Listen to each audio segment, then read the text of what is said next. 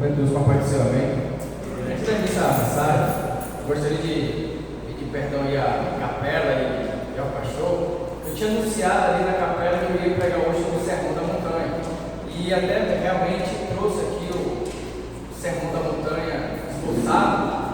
Mas quando eu estava conversando com o pastor, hoje de manhã eu ia participar de uma competição, do Atlas. E aí ontem à noite eu fui buscar o meu transbike que eu tinha emprestado. E aí chegando lá, conversei com um caraveiro, e aí eu conversando que eu não estava gostando da prova, eu ia participaria hoje de manhã.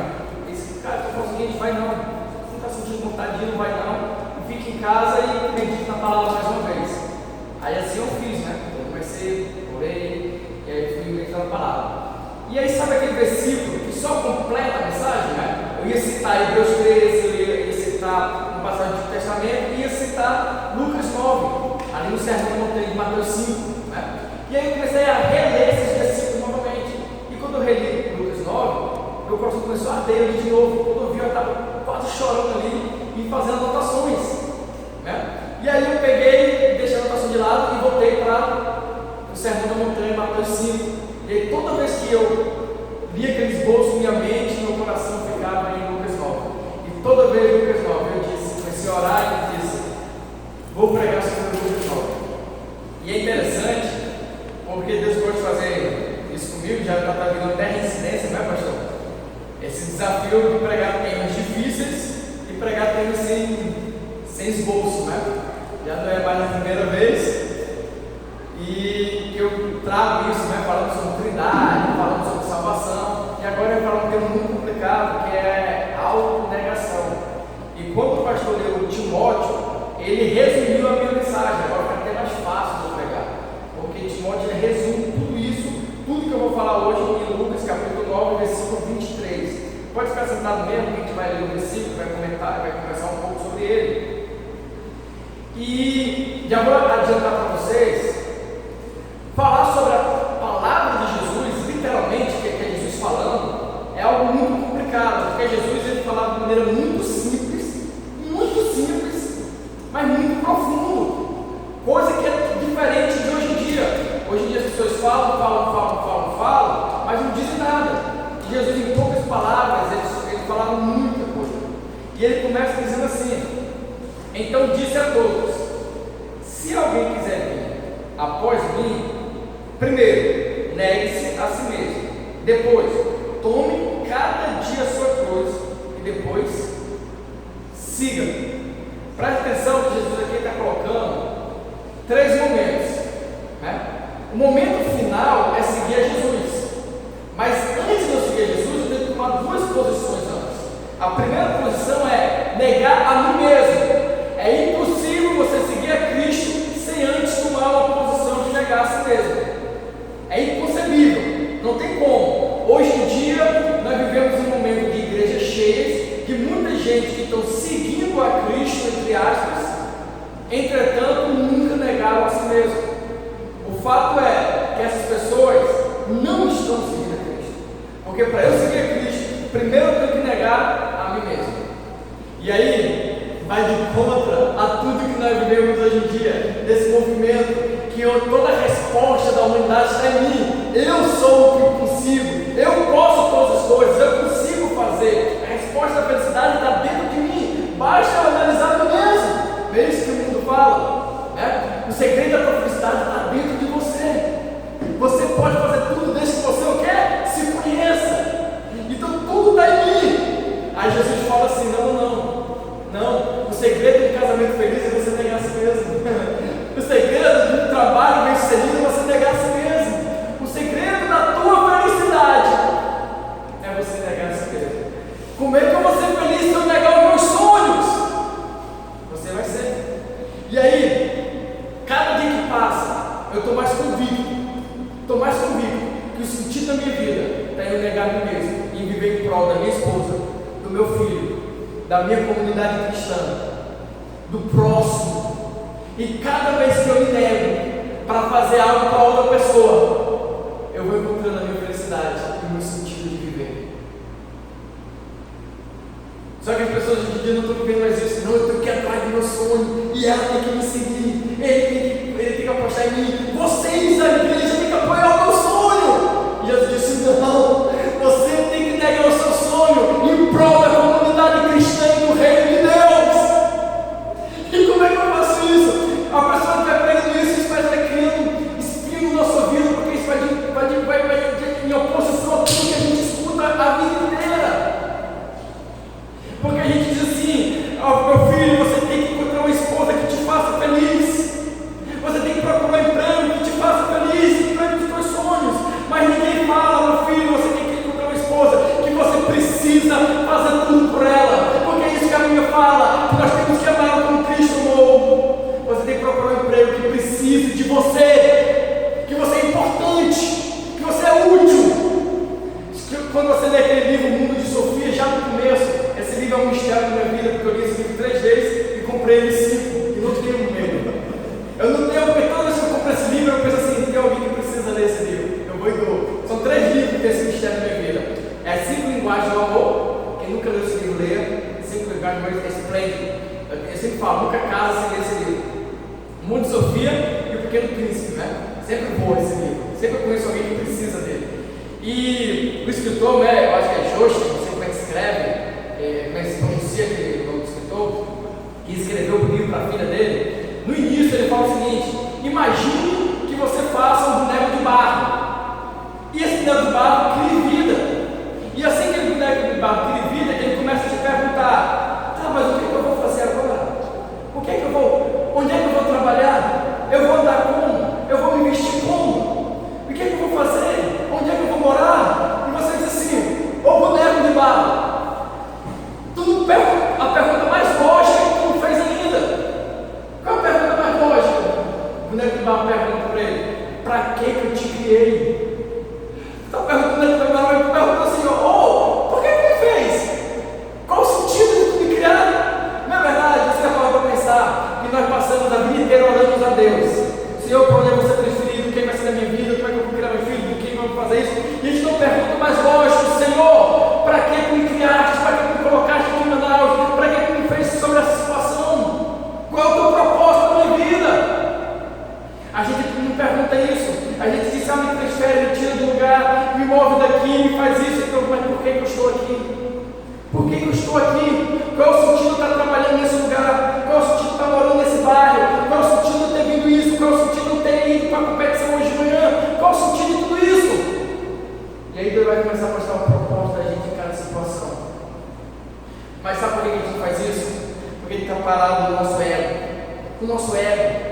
Nós nos apegamos a nós mesmos. Nós nos apegamos a nós mesmos e vamos buscando parar de sofrer, né? Victor Frankl, no livro A Busca de Sentido, né? Para quem não conhece, ele é um psicanalista que fez a terceira onda da psicanálise, né? Que é a logoterapia. E ele passou por 5 campos de concentração e ele traz a vida pelo sentido. Um livro tremendo, belíssimo. E ele fala o seguinte: quanto mais saímos de nós mesmos, mais encontramos o sentido para a vida. E ele fala o seguinte: que um belo dia o sentido da vida vai bater em sua porta, e quando bater, abra. Sabe o que ele está querendo dizer? Que o sentido da nossa existência, ele não vem de dentro para fora, mas de fora para dentro. E eu digo para a Victor Frankl que o sentido da nossa vida é Cristo, que está à porta e bate. O sentido da nossa vida não está em nós mesmos, porque nós não fomos criados para isso. O mundo está nos forçando a isso, mas nós não fomos criados para isso. Nós fomos criados para vivermos em unidade. Não comum, mas em unidade. Sabe o que é a diferença disso? É um exército um só, ele sozinho ele faz tudo.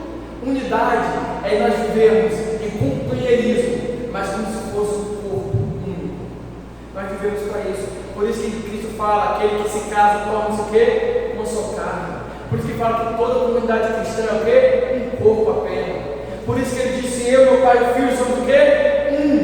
Porque nós fomos criados para vivermos em unidade. Nós não fomos criados para vivermos sozinhos. Não fomos. E a resposta da sua existência não está em você, está no próximo. Está no próximo. O sentido da tua vida está no próximo. Então a única maneira de nós sermos plenos é quando nós começamos a viver de maneira de negação, de negar a si mesmo. negarmos cada dia, constantemente, em prol do próximo, da família, do amor, da comunidade. Eu queria acrescentar a esse detalhe de negar, porque nós vivemos um mundo que a gente não pode mais sofrer. E Cristo faz de conta, porque o próximo passo ele fala assim: ele fala assim, ó, se alguém vier por mim, nega a si mesmo. Neguei. Tome cada dia a sua cruz. Isso não é uma decisão única. Pronto, decidi tomar minha cruz, pronto, resolvi. Não, é todo dia. Todo dia eu tenho que decidir, vou pegar a minha cruz. E lembrando, a cruz não é algo ruim. Tem gente que fala assim: essa mulher é minha cruz. Gente, a cruz é algo bom. A cruz é algo bom. A cruz é esse sinal de renúncia, é o sinal de salvação. E ele fala o seguinte: toma a sua cruz. A cruz não é decidir sofrer, porque ninguém decide sofrer. A cruz é o sinal de quê? De sacrifício, mas automaticamente é o sinal de sofrimento. Vocês querem ver isso? Eu já falei isso aqui várias vezes, não vou me cansar de falar. Trabalhar, vou dar vários exemplos. Quem decide trabalhar, decide também sofrer, ou não é verdade? Você tem que acordar cedo, tem que submeter a regra da casa, dependendo de qual é que você trabalha. Você tem que decidir ser submisso a alguém, porque todo mundo vai ser submisso a alguém. Tem isso, tem um pouco. Todo mundo vai ter submisso a alguém. Você vai ter que submeter a regras. Se você decidir casar, você vai decidir também o quê? Sofrer. Se você decidir ser pai ou ser mãe, você decide também o quê? Sofrer. Não é que você escolhe sofrer, mas vocês ficam juntos. Ou não é verdade? Tem aquele ditado: ser mãe é padecer no paraíso, né? Você decide sofrer. Só que você decide sofrer por quê? Pela causa certa. É um sofrimento que não lhe causa. Melhor dizendo, perdão, é uma dor que não lhe causa sofrimento. Aquilo dói, mas não lhe causa sofrimento. Minha esposa passou a noite toda acordada com o Rael. Ficou sem condição de vir aqui, estava zumbizada lá com ela. Mas se pergunta para ela: você troca isso por não ter o Rael? Ela vai dizer: não troco. Prefiro ficar mais noites acordadas. Isso é sofrer pela causa certa. Então não existe nada na sua vida que você escolha: eu quero fazer isso, que não vai vir acompanhado de sofrimento. Eu vim agora de uma prova do Ironman, e é uma prova muito difícil. O Ironman é uma prova muito difícil. E em vários momentos eu pensei em desistir. Só que eu me lembrava, eu acordo às 5 horas da manhã, deixando a Bia lá, dormindo e indo treinar. Eu me lembro de tudo que eu passei até chegar ali. Eu disse: não vou desistir agora. Foi uma escolha minha fazer o Ironman.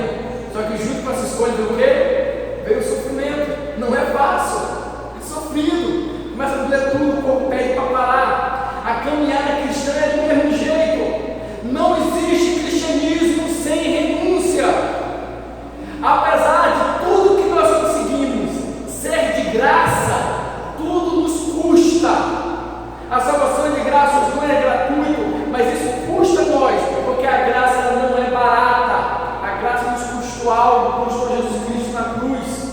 E para isso permitir que nós temos que renunciar a nós mesmos, sermos mansos, sermos pacificadores. É isso que Jesus fala lá no Sermão da Montanha. Agora eu vou dizer algo para você: uma vida cristã é impossível de ser vivida. Você disse: agora o que é que eu faço? É impossível, mas ela existe, mas ela existe em forma de milagre. A única maneira de nós sermos cristãos é se nós estivermos em Cristo. Porque se nós não estivermos em Cristo, irmão, eu não vou negar a mim mesmo. Eu negar o meu sonho para minha esposa, não vou fazer isso. Eu negar a minha vida em prol da comunidade, não vou fazer isso. Eu negar uma saída para ajudar uma pessoa carente, eu faço. Porque eu sou egoísta, já falou aqui o Paulo Timóteo. Nós somos egoístas, nós somos amantes de nós mesmos, nós somos soberbos, nós somos mentirosos. Então a única maneira de eu viver uma vida cristã verdadeira é viver em Cristo, é seguindo a Cristo. Porque por nós mesmos a gente vai fazer isso. A gente vai comprar o nosso 27º paletó, o nosso 102 par de sapato, vai ajudar o próximo. A gente não vai fazer isso. Porque é da nossa natureza sermos assim. É da nossa natureza. Mas a única maneira de fazermos isso é crucificando a nossa natureza e vivermos em Cristo. E isso é constantemente. Porque a vontade que nós temos de nos vingar, a gente Jesus no Sermão da Montanha fala assim: você não vai se negar, porque a justiça vem do Senhor.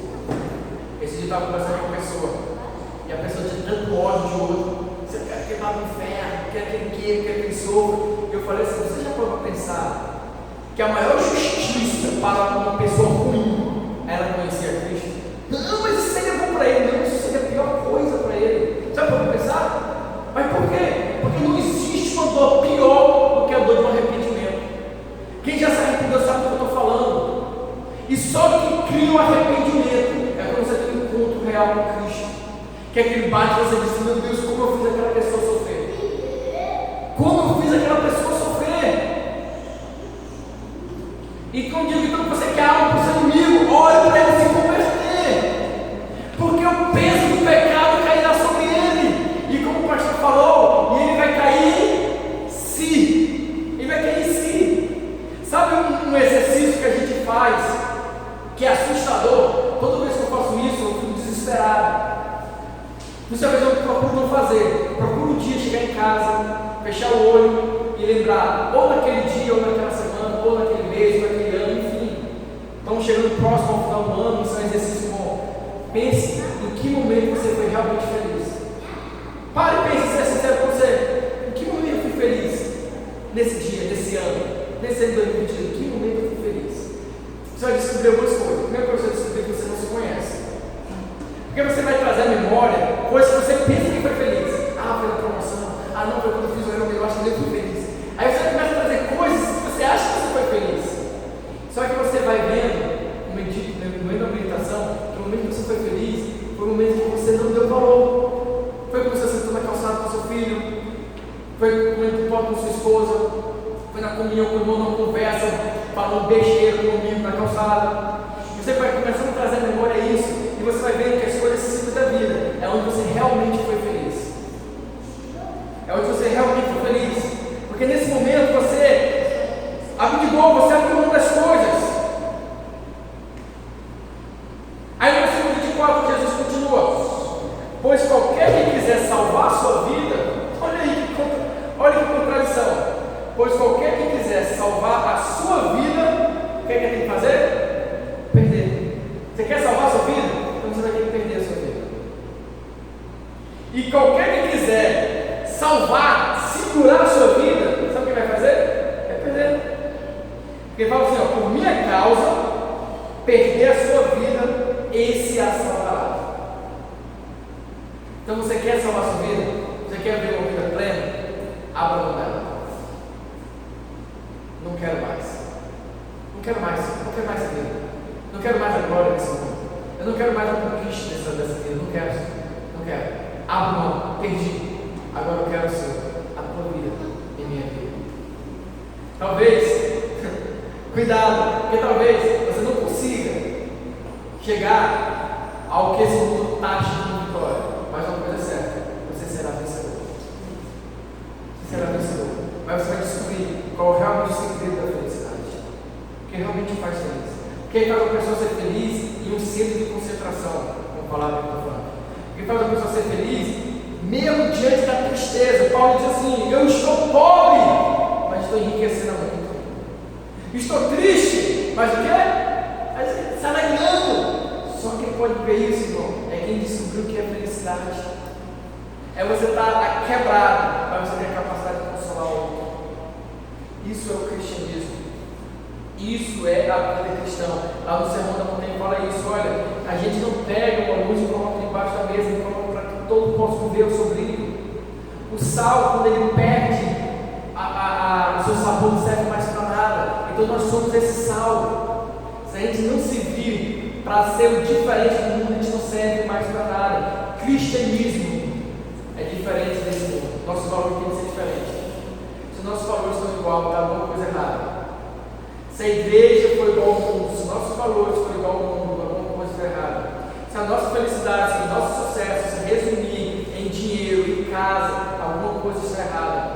Se o nosso segredo de felicidade for o momento, alguma coisa está errada. Na década de 80, 90, talvez até no início ali do século 20, século 20 não, do segundo milênio ali, as pessoas viviam pelo prazer, carpe diem. Freud vivia isso, a vida pelo prazer. Hoje em dia nós estamos largando isso. Algumas pessoas que são dessa geração ainda vivem a vida pelo prazer, mas hoje nós estamos vivendo a vida pela aparência, pela vaidade. A geração que está surgindo, ela é uma geração de likes, de vaidade. Você quer ver um exemplo bem nítido disso? Os restaurantes hoje em dia, ele não vende mais o sabor, ele vende o quê? Ele vende a experiência, um ambiente instagramável, a comida. Primeira coisa que você olha para a comida antes de ir, não é se ela é gostosa. Ninguém fala, você olha o quê? Como ela é apresentada, né? Tema do Star Wars, tema do Halloween, então porque hoje nós somos o quê? Nós somos vaidosos. A gente antes de comer, o que a gente faz? A gente tira uma foto e posta. Depois a gente nem é gostosa mais aí. Você fala o quê? Pô, é bonito, mas não é bom. A gente já postou porque hoje nós somos vaidosos. Hoje nós somos amantes de nós mesmos. Hoje a gente não procura mais vivermos aquilo ali. A gente não quer mais viver. A gente quer apenas o quê? Demonstrar que viveu. Mas o cristianismo não é isso. O cristianismo não é de aparência. O cristianismo ele é real. E ele fala o seguinte: quanto mais você querer conservar isso, mais você vai perder. Porque o cristianismo é de prática. Ele é uma realidade. Foi de encontro no Sermão da Montanha. Jesus fala assim: vocês são homicidas. Olha aí, chamou a gente de homicidas, de assassinos. Aí você fala assim: mas não matei ninguém. Ele não, mas você já chamou seu irmão de tolo. E todo aquele que chama o irmão de tolo é digno do inferno. Olha que loucura o cristianismo é. E eu digo: como é que eu vou viver uma vida sem nunca pensar em chamar meu irmão de tolo, sem nunca mirar? Isso é impossível. Se eu vivesse segundo a minha carne, mas se eu vivesse segundo Cristo, isso é possível. Se eu renunciar a mim mesmo, isso é possível. Por isso que Cristo fala: quando você estiver correndo e alguém quiser ir na sua frente, minha carne vai dizer que vai me ultrapassar, não. Mas o Espírito Cristo vai dizer: vai, sabe por quê? Porque o teu sucesso é o meu sucesso. Vai lá e conquiste, porque muitos daqueles que estão lá atrás serão os primeiros. Olha aí. Porque muitos daqueles que estão lá atrás serão primeiros. Agora, irmão, deixa eu abrir um parênteses aqui antes de ir para o versículo 25. Deixa eu ver para ele aqui. Não, eu vou ler o versículo 25 e vou abrir essa grande aspa. Fala assim: que aproveita ao homem ganhar o mundo todo, mas perdendo-se ou prejudicando, basta perder, basta prejudicar a si mesmo, né? A salvação. Aí fala assim: qualquer que é de mim e das minhas palavras se envergonhar, dele se envergonhará o Filho do Homem, quando vier a sua glória e na do Pai e dos santos anjos. Deixa eu abrir um parênteses antes de explicar esse versículo aqui. Hoje em dia não se fala mais de autopregação, de sofrer. Hoje em dia não se fala mais. Mas isso ali no início da caminhada cristã era bem como os pais da fé, Lutero. Ele trouxe a teologia da cruz em oposição à teologia da glória. E isso para eles era bem rico. Agostinho, Irineu. Isso para ele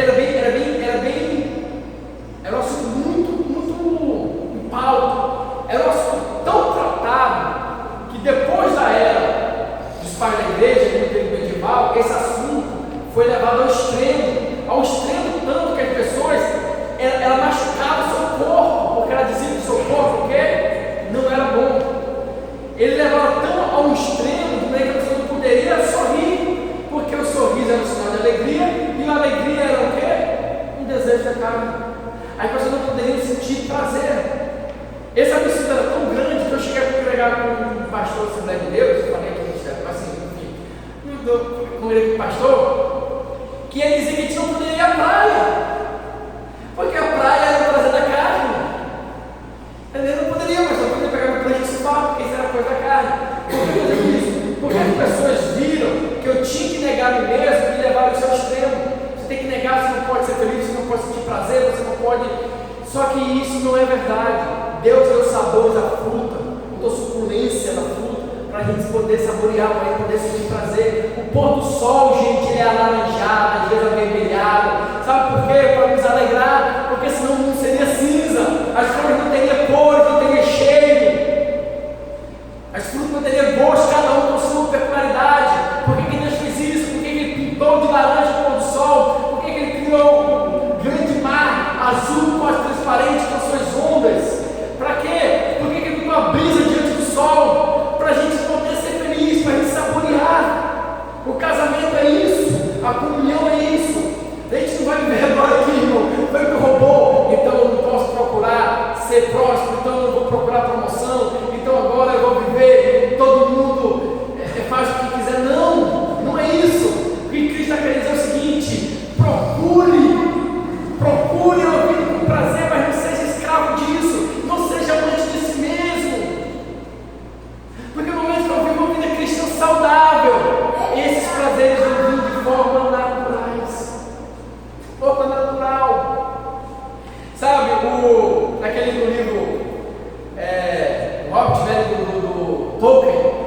traz duas coisas bem interessantes, né? Uma que o livro inicia com essa parte do sentido da vida que bate na porta, né? do conselho, né?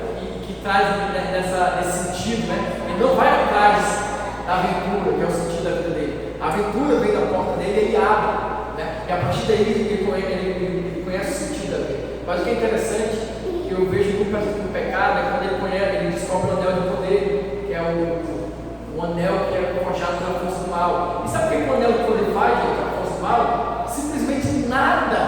Ele só tem um poder, que é fazer ele desaparecer. Mas ele deixa a pessoa tão apaixonada pelo anel, que ele chama de precioso, que a pessoa não faz mais nada da vida. Ele fica só olhando o anel, olhando aquele anel, meu precioso, e a vida vai se acabando, ele vai emagrecendo, ele vai indo, e ele não consegue ver mais nada. Ele começa a perder os amigos, ele começa a ser rude com os amigos, porque ele fica com aquele anel do mal ali, que para ele é precioso, e é isso que o pecado nos faz. O pecado não nos traz nada, mas a gente começa a cegar. A gente cega o nosso casamento, cega o nosso filho. Tem gente que abre mão da família, do filho, por causa de uma mulher que conheceu ali, agora ele é preciosa, ele é princesa. E quando aquele pecado sai, quando o anel é tirado dele, ele cai em si, como falou o pastor. Ele vê que o sentido da sua vida não estava ali. Então a gente tem que viver isso, a gente tem que viver essa vida em Cristo e entender que esses valores que o mundo quer colocar para nós constantemente não é o nosso sentido de existência. Nós, como podemos do barco, temos que perguntar ao nosso Criador qual é o propósito dele. No lugar de perguntar, Senhor, por que comigo? E perguntar, Senhor, o que o Senhor quer em minha vida aqui? Por que isso está acontecendo comigo? O que o Senhor quer que eu faça? E aí, para encerrar, ele fala que nós não temos que nos envergonhar de sermos cristãos. Talvez eu falando isso, algum irmão fala assim, mas não estou vergonha não. Eu faço falar para todo mundo. Eu digo, realmente hoje em dia não tem como ter vergonha do cristianismo, porque a gente não nega mais o evangelho, a gente não nega aquela piadinha de duplo sentido nas sessões, a gente não nega aquele comentário machista de que o homem tem que ter mais uma mulher, a gente não rebate isso. A gente não rebate mais essa vida que o mundo leva. Então hoje em dia não é ser cristão, mas começa a ver valores cristãos, começa a mostrar na roda da comunidade que os valores nossos são diferentes, que a nossa ética cristã é diferente, que mentir no imposto de renda também não é cristianismo, que agredir no sinal também não é cristianismo. Esse dia eu passei interessante, não vou citar nome, mas tem uma pessoa no quartel que ele é evangélico, faz culto lá no meio de trabalho, ele é bem visto, é uma pessoa que eu admiro, que eu amo muito. Mas um dia eu estava no sinal, em Israel, ele estava dormindo e eu não tinha colocado o cinto dele. Prudência minha, eu coloquei. Então eu fui bem devagarzinho, né? E eu estava ali na Avenida Brasil, perto da prefeitura, e eu estava vendo o cara estava buzinando direto. Eu disse, não vou acelerar, isso não fechou, e ele colocou o carro do lado. Quando ele colocou o carro do lado, ele começou a me xingar. E o meu fumê, ele é bem forte, porque minha esposa é magrinha, baixinha, e eu tenho medo, não posso fumê para ninguém ver que está ali. E ele começou a me xingar, né? Eu não vou falar aqui os xingamentos, né? Primeiro que vai ficar com permite de horário, né? Censurado aí, a gente vai botar censurou aqui os palavrões. E aí eu baixei o vidro para dizer, não, para dizer, perdoa. Quando eu baixei o vidro, ele olhou para mim, ele ficou todo envergonhado. Faz uma semana que ele não fala comigo, ele me ensinar, entendeu? Ele ficou todo envergonhado quando ele me viu, sabe? Então o que eu estou querendo dizer com isso? É que a gente tem que buscar essa mansidão nesse momento. A gente nós não podemos nos render aos valores do mundo. É estressante? É, mas nesse momento nós temos que buscar Cristo, olhar para Cristo e dizer, Cristo, o que eu faço? Eu não posso ser mais um nessa multidão, eu não posso agir como eles, eu não posso ter primeira dificuldade de agir como eles, não posso. É fácil? Não, mas nós temos que diariamente pegar a cruz e renunciar na mesma, dizer a minha vontade é de ir lá e dizer com quem você está falando. Você pensa que está falando com quem? Não é isso que dá vontade de dizer? Você pensa que está falando com quem? Não, nesse momento eu tenho que procurar ser humilde de coração. Muitas vezes nossa vontade, diante de uma discussão, é dizer, você pensa o quê? Quantas vezes a gente é rude com uma pessoa que gente é rude com nossos filhos, com nossa esposa, com nossos maridos. Quantas vezes? Mas nós temos que procurar sacrificar nós mesmos, renunciar à nossa natureza e procurar estar em paz com todos, ser manso, ser humilde, ser pacificador. Quando alguém vier falar mal de alguém, você apaziguar, parar. É isso que fala o Sermão da Montanha. Seja aquele que reconcilia, não aquele que joga mais fogo, joga mais lenha. Nós temos que ter essa natureza. A gente não pode ser mais um da multidão, dos raiventos. Aí tem gente que fala assim: ah, mas eu falo da cara mesmo, porque eu sou assim, eu sou honesto. Isso não é honestidade, não. Isso é grosseria, isso é grosso, isso é grosso, isso é estúpido. E sabe o que é isso? É só a natureza falando com você. Você tem que calar a boca e deixar Cristo falar em você. Na política a gente viu aí, irmão, quantos crentes se manifestaram, discutindo entre irmãos, discutindo com o próximo, defendendo a bandeira de homens e políticos. E eu falei aqui várias vezes: não é errado o cristão ser político, é errado a igreja ser política. A igreja não é política. A igreja como comunidade, irmão, ela não vota em ninguém. A igreja como comunidade não é brasileira, ela pertence a outra nação. Nossa nação não é Jerusalém, não é Israel, a nossa nação é celestial. A gente não defende bandeira do Brasil, não é bandeira de Israel, mas defendemos o quê? Uma pátria que é maior do que essa, que nunca vai poder passar, que nada pode destruí-la. Agora eu, como cidadão, não sou brasileiro, vou atrás da minha convicção, mas a igreja não se envolve disso. A igreja não perde voto, a igreja não faz movimento, a não ser que seja um movimento evangelístico de oração, nem prol de A, nem prol de B. Sabe por quê, meu irmão? Porque quem subir no poder, vai ter um propósito divino. Tem um propósito divino. Tem um propósito. Eu creio absolutamente nisso. Tem um propósito divino. Ah, irmão, então eu não posso participar da movimentação? Você pode ir, mas a igreja não. Vocês estão entendendo essa diferença? Eu posso ir, eu não acho não. Mas eu como cidadão posso ir participar, mas eu não posso chegar aqui na frente e trazer outra mensagem que não seja Cristo. Não posso, porque esse ambiente aqui é dele para ele. Todas as coisas são para Deus. Amém? Eu sei que não é uma mensagem fácil de ouvir. Sei que a vontade que a gente tem é dizer: vou atrás dos meus sonhos, né? Mas a mensagem cristã é: viva o sonho de Deus. Viva o sonho de Deus. Chegue em casa e pergunte para o seu filho, para a sua esposa, para o seu marido: qual é o seu sonho? O que nós como família fizemos em prol do seu sonho? O que nós como comunidade fizemos para o irmão realizar o seu sonho? O que nós como pessoa fizemos para aquele que trabalha com a gente realize a sua vida? Quantas vezes se preocupou com quem senta ao nosso lado? Se preocupar realmente de verdade como cristão, porque isso é ser cristão. Isso é ser cristão. Conversando com as pessoas, estou encerrando, conversando com as pessoas, eu vejo a dificuldade que as pessoas têm de fazer um culto doméstico. E aí eu me pergunto: que cristianismo é esse que não consegue fazer um culto doméstico? Porque uma célula é um culto doméstico à porta aberta. Por isso que a gente não consegue fazer uma célula. Qual é a dificuldade que a igreja tem de fazer uma célula? Um ponto. Porque as pessoas não fazem culto doméstico em casa. Se eu não faço culto doméstico em casa, eu não consigo cultuar a Deus em um encontro. Eu não consigo cultuar a Deus em um culto. Eu não consigo, porque eu não cultuo em casa. Então sai daqui, irmão, faça pelo menos um culto doméstico, culto familiar com sua família uma vez na semana, pelo menos. Hoje a gente vê a dificuldade que as pessoas têm de guardar um dia. Ah, mas a lei foi abolida sim, mas a guarda no dia não. Nós temos que dar um dia para o Senhor. Temos que ter, que seja segunda, terça, quarta, quinta, sexta, sábado, domingo, mas ter um dia para dedicar ao Senhor, um dia sem Netflix, um dia sem futebol, um dia sem ser como faz, um dia que você dedicado ao Senhor. E nesse dia de preferência, faça o seu culto doméstico. Chama seu filho, escute.